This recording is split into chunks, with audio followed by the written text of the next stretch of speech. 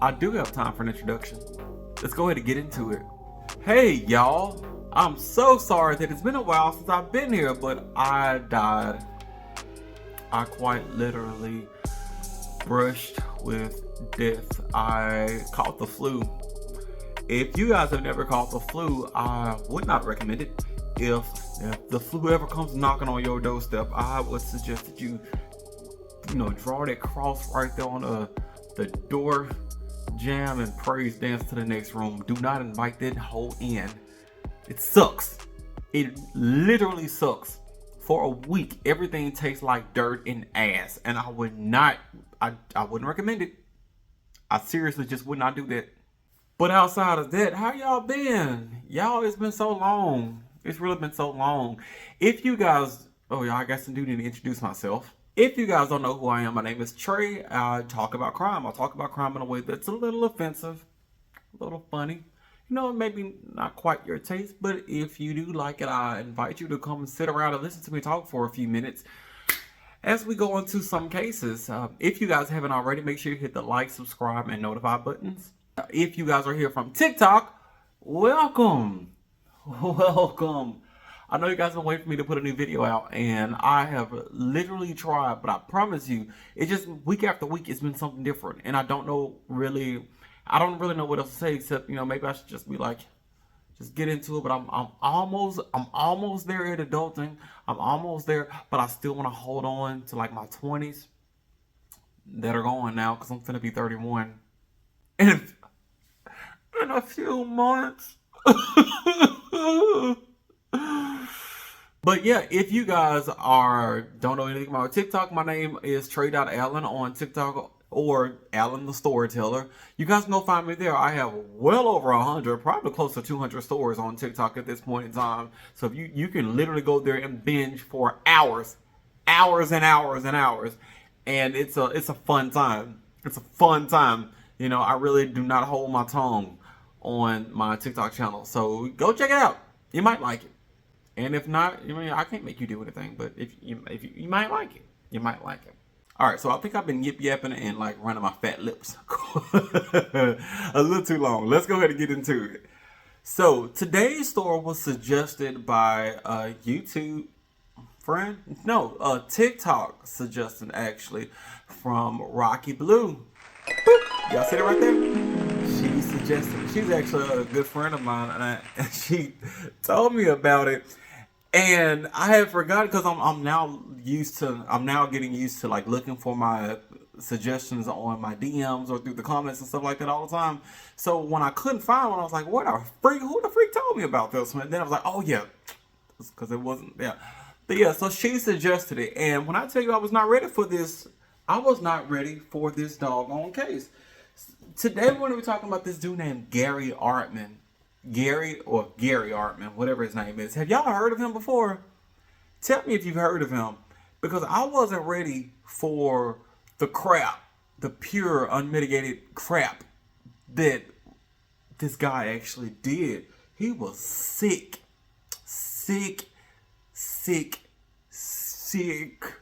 Because there's so much to this story, I'm not going to be able to go into details of like all the murders, because it was a lot. I mean, I am going to go across every murder, but I can't go into too much detail about everything. I'm just going to kind of be like, wham, bam, thank you, ma'am, and move on to the next one, because I'll be here for hours. All right. So in December of 2023, last year, oh my God, it's last year. I don't think I can handle these feelings right now. December of last year, 2023, this dude was laying up inside of his hospital bed. He was in a coma. And then all of a sudden, he just kind of like came out of it like, surprise! I live, bitch! He's back there. And so the doctors, everybody's coming to the room. They're trying to figure out, oh, great, you're alive, And the guy that was inside there, if you guys haven't figured that already, is Garry. So Garry, he wakes up out of the coma, he's kind of moving around, and all of a sudden he has this change of heart. And he starts talking to like the doctors and whatever. He's like, look, I need to talk to somebody. Give me a detective, give me the police, give me somebody, give me a priest, give me somebody. And so they're like, okay, what's going on? While he's laying there in the bed, all of a sudden he starts to confess to a few murders. Now everybody's shocked. They're like, oh, okay, I wasn't expecting this. Why are you trying to confess everything right now? So Garry Artman, he was in the hospital right now for stage 4 lung cancer, and he was finna die. And he just wanted to get it off his chest because, according to Christian religion, as long as you ask for forgiveness and repent and everything before you die, you technically can still get into heaven. So he wanted to use that ticket. He wanted to use that ticket right then and there to get in. So he started confessing. He told the people at the hospital, he was like, yeah, all those women that you guys thought I may have killed over the years, I did it. Every last one of them. So Garry, he told them he had committed 11 murders. 11 murders. 11 murders. Let us understand how much it takes to kill one person. He did it 11 times. So everybody was like, skirt. They was like, hold up, let's get the police. Stop talking, nigga, stop talking. Let's go get the police. So they got the police. The police came, and then it really got down to their investigation. So before we get started, I'm going to go ahead and let you guys know that most of these women all have very similar, beginnings. They were all young. Most of them were mothers and had families, and just about all of these women were associated with some drug usage, and they were sex workers. Most of them were, not every last one of them, but most of them were sex workers.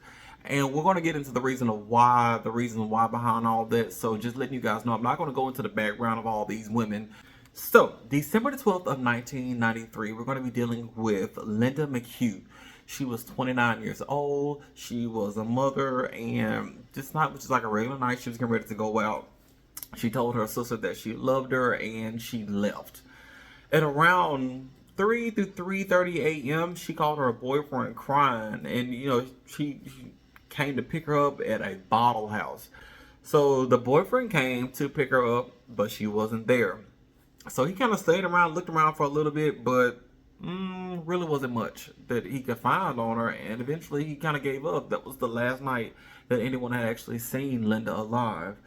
Now, I'm going to give you just a little backstory on Linda, but I won't do it for all, so listen to me. So Linda, she did struggle with abuse, and she suffered as a kid by drinking, like from the time she was 13. She started drinking by the time she was 13 just to deal with a lot of the abuse that she had gone through as a child, which is horrible. I mean, kids being abused, and no wonder she kind of went down the road towards sex work as an adult. But because she had all this abuse growing up, she kind of turned to crack to get around it. I'm not laughing at it. It's just a big jump to crack. So she started doing crack by her 20s, and she started sex work to pay for it. That's where the road.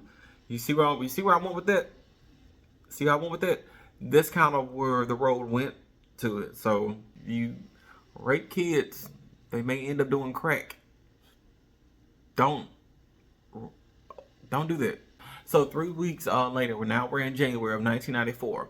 Around 4:30 a.m., there was this woman. Her name was Lisa Ottberg. Now, Lisa, around the same place, by the way. All these things wasn't like Grand Rapids. They were on this strip where a lot of sex workers were known to go down to sex work. So a lot of these disappearances actually happen around the same place. So let's keep going. So it's around 4:30 a.m. You had Lisa Ottberg. She was 23 years old. She had, she was walking out in the street, doing her little thing, probably saw whatever, and then a John got her attention. She walked up to the vehicle. They negotiated a price. She got into the vehicle, and it's only about a mile away from where Linda disappeared. Only about a mile down the road. Well, just like Linda, she was, of course, a sex worker, and she also had a crack addiction. Specifically crack, not just drugs. It was crack. which they pointed that out. She disappeared. That was the last time that she was also seen alive. Now, in March of 1994, so just a few months later, there was a grandma. She was just walking her kids, or not walking her kids, excuse me. She was just walking, and she saw some feet sticking out of a bush. She freaked out. Can you imagine just minding your own business and you see some feet on the, just, I think I would like need therapy myself after that. But she saw some feet. She went to check it out, and turns out it was Lisa. She was dead. She was naked. Unfortunately, she didn't have any clothes on, and she was strangled, which the police were able to determine. Now, on November the 6th of 1994, you had these rabbit hunters. They were just out there hunting rabbits, you know, got their guns and stuff, which rabbits are really good, by the way. You know, I would think that there should be like a market, a larger market for rabbits, but unfortunately there isn't. But anyway, so you had these rabbit hunters. They were just out there, you know, minding their own business, and they came across another body inside the bushes, just kind of sitting there. Now, this woman, which is so sad because they actually had no idea who this woman was. She wasn't even identified until 2022. And this was in 1994 while this is happening. She just got identified now, what, 2 years ago? And so up until 2 years ago, she was only identified as Matilda. They had no idea who this woman was. But now that we know, we can tell you who it was. Shelly Ray Christian. She's actually from Minnesota. So Shelly Ray was actually seen in October of 1993. So it's quite possible that she was probably the first victim. Probably the first one that we know of as far as the chronologies of everything go. But yeah, she had disappeared in October of 1993. She was 29 years old. She was also on substances. Now, this was just substances. I'm not sure if it was crack in particular, but she was also on substances. And she actually got hooked on substances because she had some knee problems, and so she had to do a whole lot of like knee surgeries. And the medicine that they were giving her for her knee surgery, she got addicted to that, like pain pills and stuff. And this happened while she was a teenager. So she had been on it for a while because she was 29 years old, you know, at the time of her death. But she was known to wear tennis shoes because she was not stable in heels. On the day that she disappeared, there was this blue shoe that was found. Well, there was a blue shoe that was found. She just another victim. And like I said, she was probably the longest running one who was unidentified because no one knew who she was. They just called her Matilda. She had been dead for months by the time she was found, because this was now November the 6th of 1994. This year is almost over. And the body just kept coming in. In January of 1995, January the 18th, it was Robin Sue Scott. She was last seen and reported missing shortly after by her sister. Now, she was 37 years old. She had a teen son, and she was headed to work on Division Avenue, which that's the name of the street. Remember I told you the street that all these people were disappearing on was the street that a lot of sex workers kind of go to find John and find work. Division Avenue. She had last been seen going to Division Avenue so she can do her sex work, and yeah, that was it. January the 18th, 1995, disappeared. So it's believed that, keep in mind, we still got a ton of women to go through, but it's believed that Garry was the one that was picking up all of these women. So now we're on June the 2nd of 1995, same year. Pamela Lynn Verrill was found. She was found by a man. He was heading to trap minnows at the Grand River. He was just going out to, a man going to trap minnows. That sounds like more of a child thing to do. But, yep. He was going out there to trap minnows, and he came across a body, Pamela Lynn Verrill. Now, how he found her, he went down to the Grand River. He was out there on the banks, and he saw a pool of blood just kind of there, and there was a trail that was kind of going off into the distance. So he was thinking, you know, maybe it's some fish. I mean, I personally probably want to follow a trail of blood, but you wouldn't think a body. So I can't really blame him on that. He went to go find it and found Pamela. She had been beaten to death. There was blunt force trauma on her head. And she was last seen just hours earlier by Amoco gas station. And that was off Division. You get the connection here? All these women, which I told you, you know, we already know this. But still, it was just one after the other. June 15th of 1995. Now we come to Fonda Lockridge. She was 26 years old. She was last seen around 11 p.m. going to walk to a party store at Oakdale and Eastern. This is only about a mile away from Division. Now, she's one of the few. I don't actually believe that she was on drugs or even a sex worker. She was just going to a party store. But she, went for a walk. She just vanished. All I can say is vanished. Now, hers is it's a little different. This is one of the few that they're probably thinking that he may or may not have anything to do with, but they still trying to connect him to it because it was so close to Division and that was kind of his MO.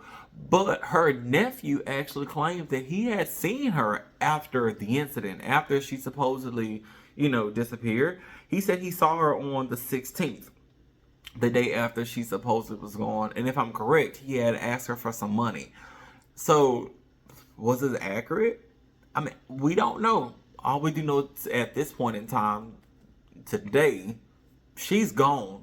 July the 7th of 1995. Now you have two sisters that are from Omaha, Nebraska. You have Kathleen Dennis and her sister Deanna Dennis. Same shit, different story. Same story, different shit. Whatever you want to say it. But they came to Vision Street to sell coochie. And while they were there, before they actually got started, coochieing around, they went to a club, they bought some drinks, and then they left the club and got ready for, business. So, while they're on Division Street, Kathleen was on one side of the street, and Deanna was on the other side of the street. They were just, getting their johns or getting their work from opposite sides. Kathleen was last seen getting into a light color Chevy, around a 65 through 68 model.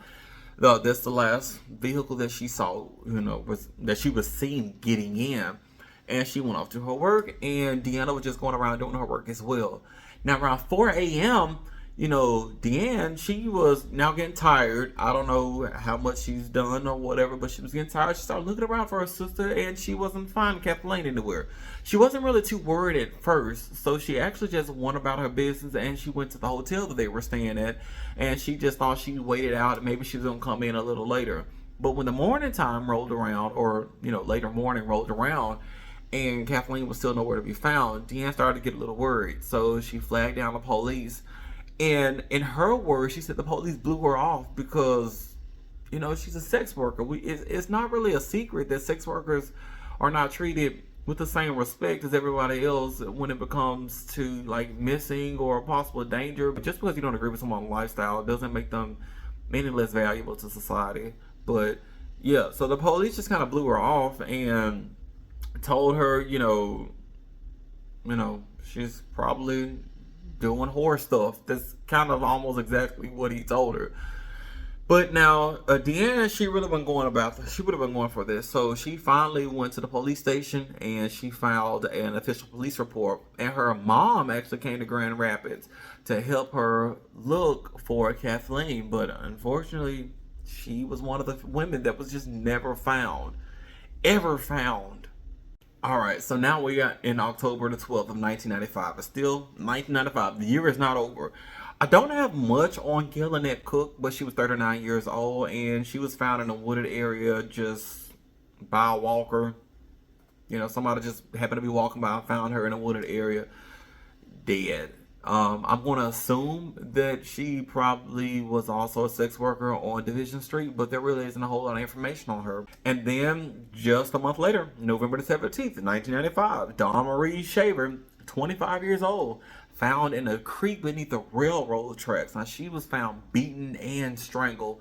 She was beaten in the head, the chest, and the torso. Just by some other passerby, just found there. Once again, not a whole lot of information. We're just going to assume the same, probably a sex worker, probably on substances, but I don't know. There isn't a whole lot about her. She's just one of the women that were also missing around this time. In August of 9th of 1996, there was a city worker. Now, the city worker, he was just, doing his work and he needed somewhere to piss. So he kind of stopped what he was doing. He walked around. I'm assuming there wasn't a porta potty somewhere.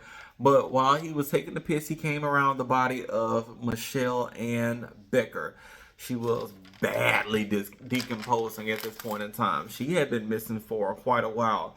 She had actually been missing since April the 27th off of Division Street. So we're going to assume, what we need to assume about her. But she was 36 years old. And like I said, she's been missing since April. So this is, what month is this? This is August. April, May, June, July, August. It's like 4 months. She's been sitting out there decomposing. So I'm sure that smelled awful. But yeah, so they found her. August the 9th, 1996.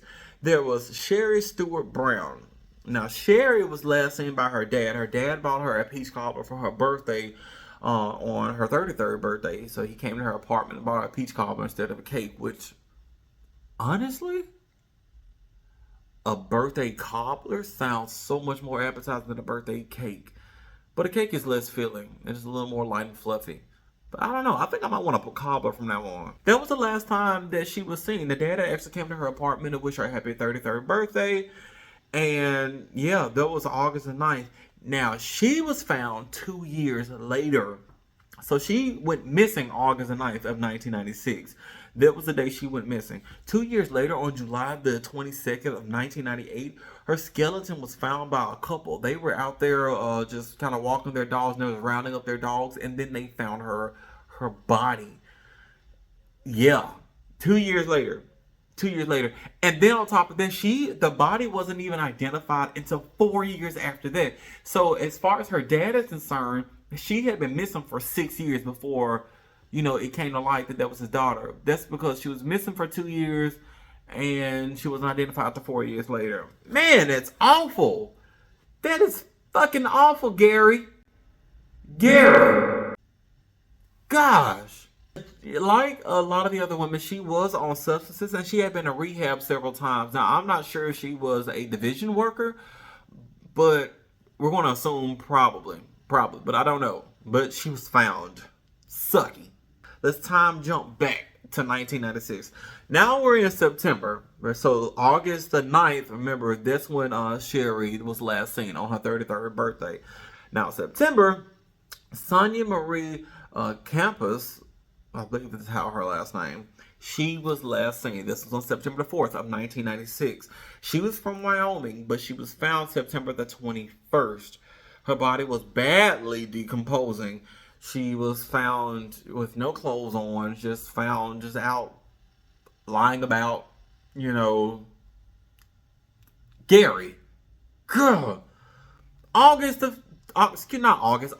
1st, 1996. Dawn Charlene Phillips, she was 26 years old. She had been missing since January the 19th of 1996. So she had been missing since the beginning of the year. It's been like 10 months at this point in time. She was found. No cause of death was actually found on her because she had been so decomposed at this point in time. But she was last seen off of Division Street. So we're going to assume God, we're not done, y'all. We're not done. And I'm so sorry. Like, I really hadn't even been able to go into like a backstory or anything right now because we're just going through the women, the victims of this. I don't even know how many women I've gone through at this point in time, but let's go ahead and keep going. October the 3rd of 1996, you have Sharon K. Hammock. Now, she was 29. Now, she was found by a delivery driver. So this guy, I'm not sure if he was stopping at a house or if he was just passing by and happened to look and saw, but yeah. She was found by a delivery driver. She was only wearing a bra and a pearl necklace and some earrings. I believe they were pearl earrings as well. She was wrapped in a blanket and bound. She was bound with electrical cord. So, God, that's awful. This is October the 3rd.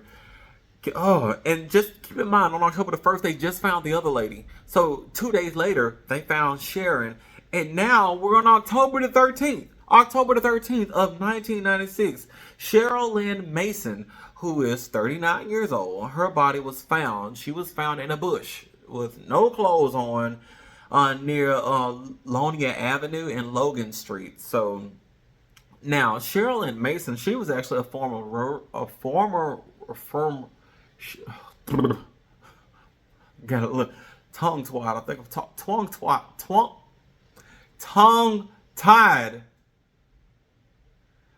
tied. All right. So she was a former roller skating champ while she was a teen. So she was a really good roller skater. She had got married. She had 6 kids, but she was addicted to crack. Not saying that she deserved to die. I'm just giving you the premise. So she was addicted to crack. It is believed that she was on Division Street paying for crack. I don't know what else to say. Giving crack to pay for crack. October the 27th, 1996, Victoria Moore was last seen, she was last seen August the 1st of 1996. She was found on October the 27th. She was found on the side of the street. Yeah. Woo! Y'all, I'm lightheaded. There's so many. That is so freaking many. Like, how do serial killers, how do y'all find the time to do this? You know, the crazy thing is there are serial killers that are actually alive and active today that we just haven't found. But like, how do y'all find time to do this crap? 11? No, I know back in the day it was probably easy to get away with it because there wasn't a whole lot of like surveillance and cell phones and technology just wasn't what it is today. But still, 11? Are you sick? Are you sick in the head? Well, you are sick in the head. But yeah. God. So let's talk about Garry for a little bit. Now that we got past, and we still have another one to talk about, but we gotta take a little break from that right now, from that long line of massacre. And let's talk about Garry for a quick second. So Garry had 5 siblings.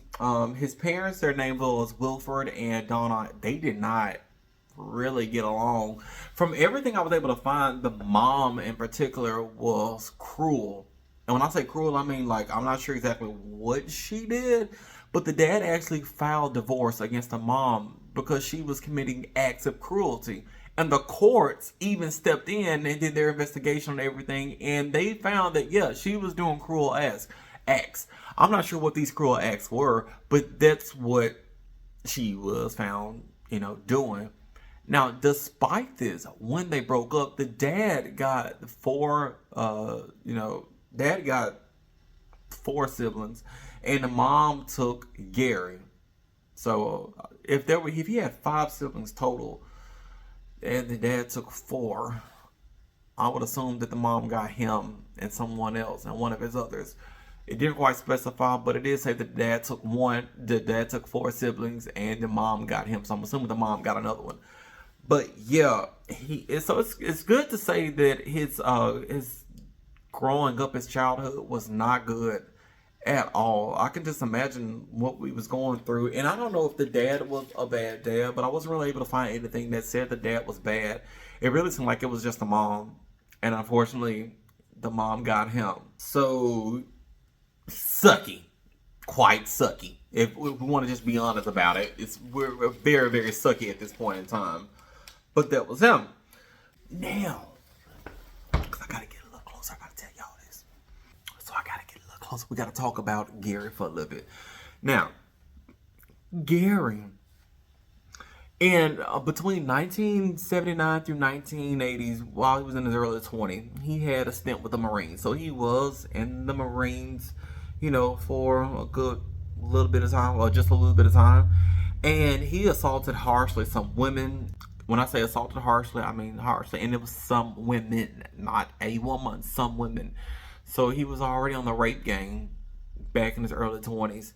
And so he got convicted about of all this assault that he was doing in his early 20s. And he got convicted and sent to prison. So he was convicted and he was sent to 11 years in prison. And he was released in 1992, right before all these women on Division Street. Because this started 1994. Remember? 1994? 1993, excuse me. It started in 1993 through 1996. So this started almost immediately after the man got out.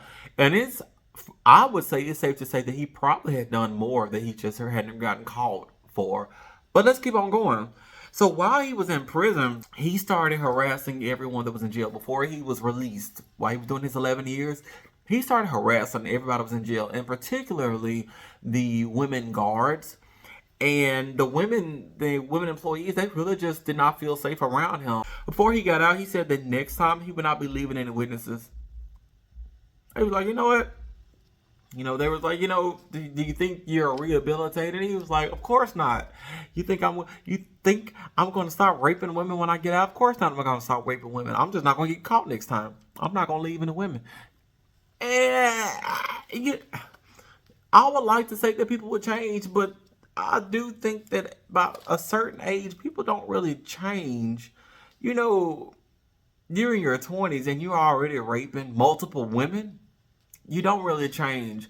So, is it the jail? Is it the judicial system's fault? I mean, I guess technically it was fair. You can't, fault someone for something he hadn't done, but there are signs. But he said it while he was in it. He was like, yeah, I'm just not going to leave any witnesses next time. And we believe that's kind of the reason why he started raping and killing these women, these sex workers. He started going after people who he knew people really weren't going to look after or come after or look for. And, it was, that's kind of what it was. Now, when he also got out of prison, he became a truck driver, a long-distance truck driver. And his female workers at the truck driving place that he worked at, they were even uncomfortable working around this dude. Like, there was actually one woman who, she said she had to work with him one time, and it wasn't bad, but she said he was kind of like, looking back at it, he was asking questions like he was trying to like feel her out, to kind of see how she was going to react. And she was like, she shut that shit down. She's like, no, ma'am, no green eggs and ham. I do not like Sam I am. She was like, no, I'm not doing that crap. I'm not talking about this. It was very inappropriate. She didn't really feel in fear for her life, but she said she felt very uncomfortable. And she could tell that he was trying to like test her on some things. And so she was like, yeah. But he would also do things like, he actually had a sword collection, and he would brag about his sword collection, and he would threaten all the time to slice up and kill his boss with his sword collection. He talked about how he liked to do it in vehicles and stuff like that. Do it in vehicles. And that was kind of his favorite place. And in hindsight, after they caught him on everything, he would also go on to say he would like to get knives and hold women at knife point, and he would like to do that as well inside of cars and vehicles. I'm not sure. Well, I guess that would be while he was doing his 11-year stint. So this guy's awful. Like, dang, man. And he was saying the type of crap while he was in jail, and they just let them. I mean, like I said, I guess you technically can't fault someone for doing something that they hadn't done, because he was convicted for the rapes that he had done to those women for 11 years. 11 years is pretty good time, I guess. But if you were saying stuff like that in jail, why would you let him out? Why would you let him out? Stand up. Stand up. I don't know. Now we have to jump back. We have a little bit. I know I'm kind of going here and there, but I have to tell you this thing before we get to where we're going to get to. So, remember Sharon Hammock? Let me go refresh you on Sharon Hammock. Sharon Hammock was 29 years old. She was found by the delivery driver. Yeah, they were able to get DNA off of her, and they were able to connect them to, what's his nigga name? What is this man's name? Garry. They were able to connect that to Garry. So he actually was just in September of 28, 2023. He was just getting sentenced for Sharon Hammock. He went to court, got all this stuff done, and he got life. He got life. They were able to finally, get that DNA evidence. But then, while they were doing their DNA and running the DNA, something else popped up. Another murder?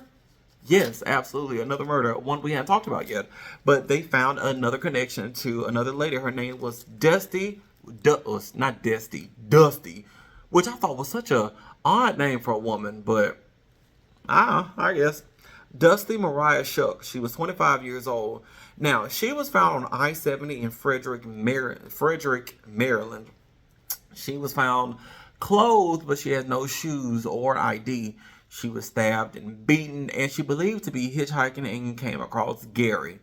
She was diagnosed as schizophrenic. So I don't know if there was a whole lot of people looking for her or anything like that. But yeah, she was also found with DNA. Now, keep in mind, between 1996 to 2006, that's 10 years. There was a big jump in DNA evidence. So I'm not sure if he probably knew about the DNA evidence or whatever and whatnot, but they were able to connect the DNA evidence. And so right after he had got sentenced to life for sharing hammock, they got him like, now we got you for something else. But before he can go to trial for sharing hammock, I don't know if I already told you, but he had stage 4 lung cancer. So he actually was taken before, he didn't even go to jail for sharing at this point in time. But due to his lung cancer, he had to be taken to the hospital. And to keep him alive, they had to put him under an induced coma. And so he was in an induced coma up until he woke up in December. And when he woke up, I'm assuming that he saw hell and back while he was in that coma, because when he woke up, that's when he was finally compelled to start to, confess to all the other murders. Now, I don't know if y'all remember what I said, that he confessed to 11 murders. We've gone over more than 11 women. Might I add, let me go and count, because my math was my most horrible subject. And I took math like 5 times in college, and I think I finally passed it with a D, because I'm not a math person. So let me go back and check my numbers, okay? We got Linda McHugh. That was number 1. After Linda, we have Lisa Ottberg. We have Shelley Ray Christian. We have Robin Sue Scott. We have Pamela Lynn Barrow. We have Fonda Lockridge. Kathleen Dennis. Kathleen Dennis, yeah. Gail Annette Crook. Dawn Marie Shaver. Michelle Ann Becker. That's 11. Man, this nigga stupid. Sherry Stewart. Sonia Marie Campus. Dawn Charlene Phillips. Sharon K. Hammock. Cheryl Lynn Mason. We're 15. Victoria Moore. And now we're at that's 6. 3, 2, 1. 17 people. But he only confessed to 11. I think that was the only 11 that I want to say that they probably at the end probably got evidence, physical DNA evidence towards him, but those are the ones that he confessed to. And so you would think, like, thank God we got the guy. No, because then he died. He woke up out the coma, confessed, and then died.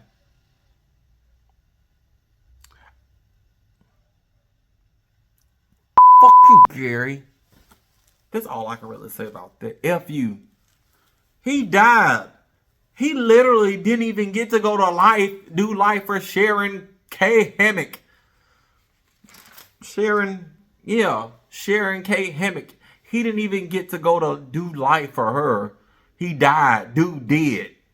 It sucks. I mean, it's good, but the man got away with it. He got away with it. He lived his life. He only got 11 years for the the rapes that he did in his early 20s, but outside of that, dude's dead. Yeah.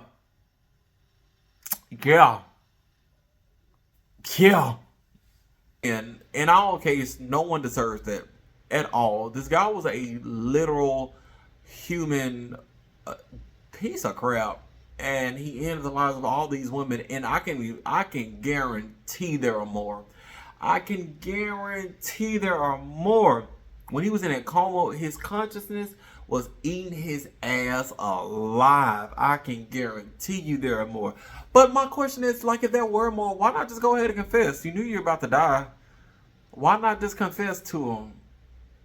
Maybe he didn't know he was about to die. Maybe he just thought he was really sick, or I don't know. But I wish he would have confessed to him if there were more. But it just seemed so unlikely that he did this and then he just stopped. He just stopped for 10 years until he got to Dusty. And yeah. And even though Dusty had a mental disorder, once again, nothing equates to this. So, sucks to hear. It really does suck. Truly sucks. But anyway, guys, that is going to do it. I want to thank you guys if you guys stayed with me throughout this entire video. I want to thank you for actually being here with me and listening to this story. I know it's a little different from what you're used to if you're used to my TikTok, because I know my TikToks are kind of like those highly upbeat and, you know, funny and skits and stuff like that. I don't know if I'll be able to do all that on YouTube. I just want to kind of, you know, tell the story and get to it, because these are going to be longer. And I want to give you guys something that you can listen to, but man, it truly sucks. It really sucks. In either case, I want you guys to be safe. I want you guys to be safe out there. You know, whatever you guys do for work or lack thereof. What do you guys think about this story? Do y'all know any of the victims? Did you know anything that maybe I missed? Any theories? You know, let me know.